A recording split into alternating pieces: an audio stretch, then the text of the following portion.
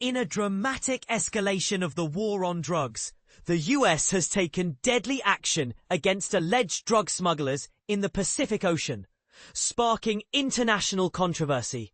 3 lives lost in a matter of minutes, and the world is left with more questions than answers.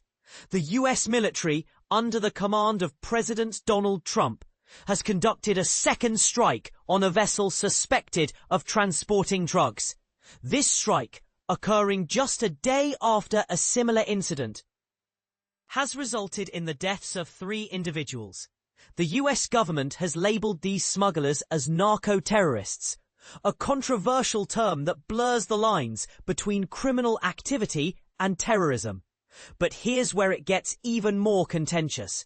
According to Defense Secretary Pete Hegseth, the targeted vessels were travelling along known drug trafficking routes in international waters.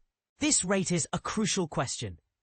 Is it legally and ethically sound for the US to take such aggressive action in international territories? The US has been conducting these lethal kinetic strikes since September 2nd, primarily in the Caribbean Sea.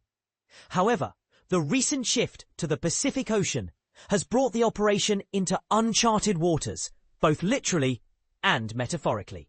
The video footage released by Hegseth shows a boat engulfed in flames and subsequent airstrikes on floating debris, leaving little room for survivors. President Trump has asserted his authority to continue these operations in international waters, but he hints at seeking congressional approval if he decides to extend the campaign to land. This statement raises concerns about the potential for further escalation and the implications for civilian populations in these regions. The death toll from these strikes is staggering, with at least 37 lives lost, including a recent incident involving a semi-submersible vessel. The lack of transparency regarding the identities of the deceased and their alleged affiliations with drug trafficking organizations has led to international scrutiny.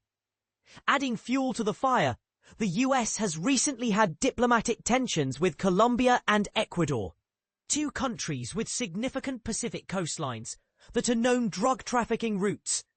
President Trump's harsh rhetoric towards Colombian President Gustavo Petro, calling him a thug and threatening serious action, has further complicated matters.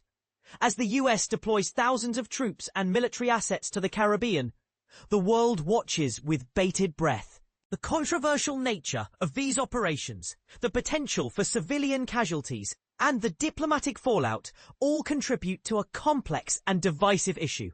What do you think? Are these strikes a necessary evil in the fight against drug trafficking? Or do they represent an overreach of power with potentially devastating consequences? The debate is open, and your opinions matter.